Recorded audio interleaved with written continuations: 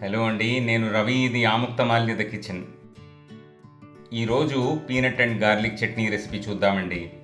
Once again, Telugu ఇళ్లలో చాలా common వంట ఇది. ఒక్కొక్కళ్ళది ఒక్కొక్క పద్ధతి.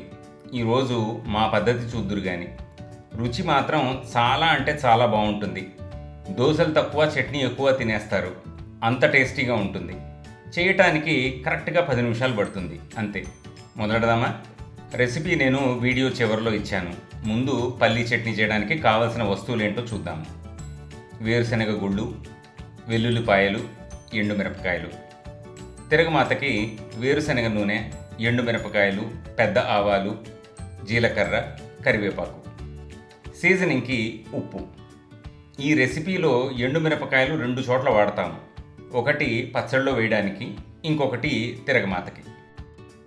అసలు వంట చేయడానికి ముందు ప్రిపరేషన్ విషయానికి వస్తే వెల్లుల్లిపాయలు పొట్టు తీసి పెట్టుకోండి. తిరగమాతలో వేయాల్సిన ఎండుమిరపకాయలు సగానికి విరవండి. ఇక పచ్చడి ఎలా చేయాలి అంటే, ఒక మూకుడు తీసుకొని మంట మీడియం లోలో పెట్టుకొని వేరుశనగ గుళ్ళు వేయించడం మొదలుపెట్టండి. అవి కొంచెం వేగాక, అంటే మీకు కొంచెం నల్లని మచ్చలు గుళ్ళ మీద కనిపిస్తాయి, అప్పుడు ఎండుమిరపకాయలు వేసుకోండి. ఇప్పుడు అదే మంట మీద వేరుశనగ గుళ్ళు పూర్తిగా వేగే వరకు డ్రై రోస్ట్ చేయండి. వేరుశనగ గుళ్ళు పూర్తిగా డ్రై రోస్ట్ అవ్వడం అంటే మీకు అన్ని వైపులా పైన పొట్టు మీద నల్లటి మచ్చలు కనిపిస్తాయి. మీరు అలా కనిపించే వరకు వేయించాల్సిందే, లేకపోతే కరెక్ట్ ఫ్లేవర్ ప్రొఫైల్ డెవలప్ అవ్వదు.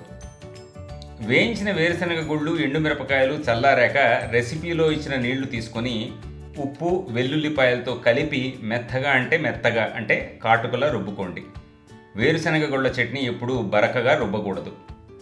ఇక్కడ ఒక ఇంట్రెస్టింగ్ విషయం ఏంటంటే, చాలామంది వేరుశనగ గుళ్ళ మీద పొట్టు తీసేస్తారు. మేము పొట్టు తీయకుండానే పచ్చడి రుబ్బేస్తాము. దీనివలన 2 అడ్వాంటేజెస్. ఒకటి, ఫ్లేవర్ బాగుంటుంది. రెండోది, పచ్చడి కలర్ తెల్లగా కాకుండా ఎండు మిరపకాయలతో కలిసి లైట్ రెడ్ ఆర్ ఆరెంజిష్ కలర్లో చాలా బాగుంటుంది. ఇప్పుడు తిరగమాత వేద్దాం. ఒక చిన్న కడాయి తీసుకొని నూనె పోసుకొని మంట మీడియంలో పెట్టి ఎండుమిరపకాయలు, ఆవాలు, జీలకర్ర వేసి ఎండుమిరపకాయలు డార్క్ మెరూన్ కలర్ వచ్చే వరకు వేయించండి. తర్వాత కరివేపాకు వేసి చిటపటలాడించి రుబ్బుకున్న పచ్చడిలో వేసి బాగా తిరగకలపండి. అంతే, పచ్చడి చేయడం అయిపోయింది. ఈ పచ్చడి ఇడ్లీ, ఉప్మా, ఊతప్పం, దోశల్లోకి చాలా అంటే చాలా బాగుంటుంది. ఆ కాంబినేషన్ నెక్స్ట్ లెవెల్. మా వాళ్ళు ఇక్కడ వడ రెసిపీ షూట్ చేస్తున్నప్పుడు చేశారు, అందుకని వడతో చూపించారు.